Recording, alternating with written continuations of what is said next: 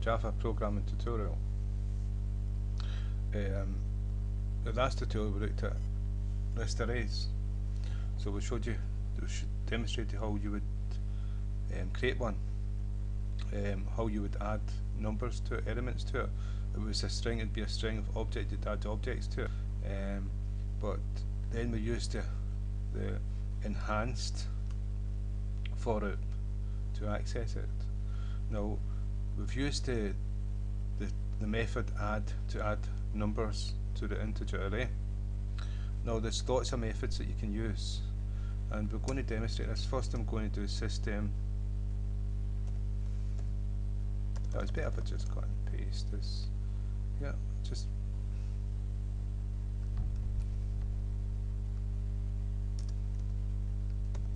cut and paste and change this in here. So what we've got is the array is called numbers, so if we type numbers dot, and you can see there's a whole list of methods.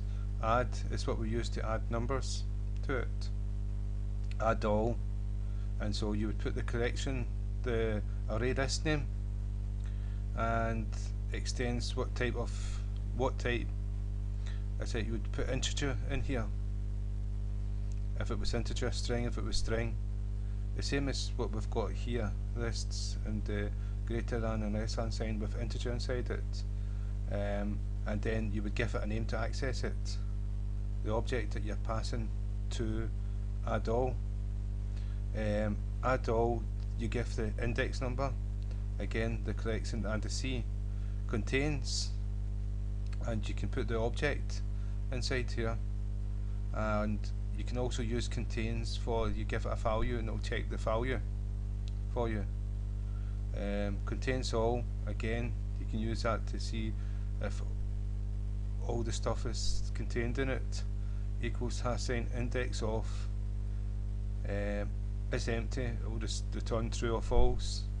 Last index of remove to remove objects, and to remove all, the whole collection, and retain all. You've got to remember when it's saying object, array list can be an array list of objects, not just integer type, strings type, and so that's why it's got object inside here, in case you're wondering, in case you always have to pass an object. No, if it's an integer you'll pass an integer. Let's see, size will tell you the size of it because it's dynamic and always changing. String size.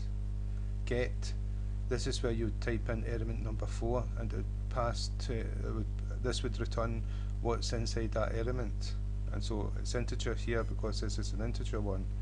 Get class, tell you what class it is, and iterator. This is remove with the index, the same as the one before, but it's not object. So that's a constructor, and you've overloading the constructor. It's the same method, but what gets passed to it's different.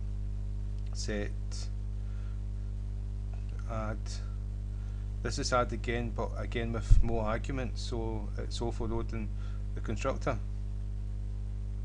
And so if we come back here, and if we go in here and we say get brackets, where are we? So if we put a number in here, so what, that's 0, 1, 2.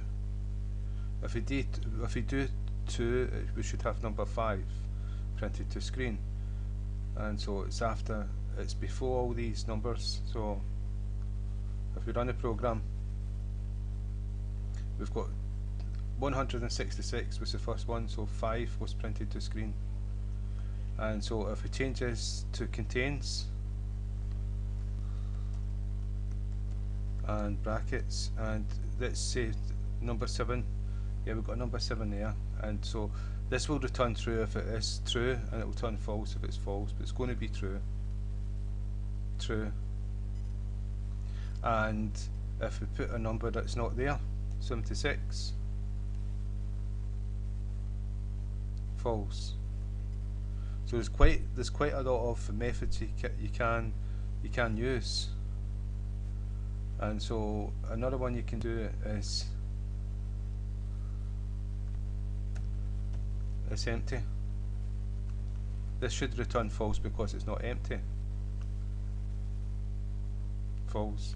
If it was empty, it would return true, and you would know it was an empty array list. And so there's many different methods you can use with it.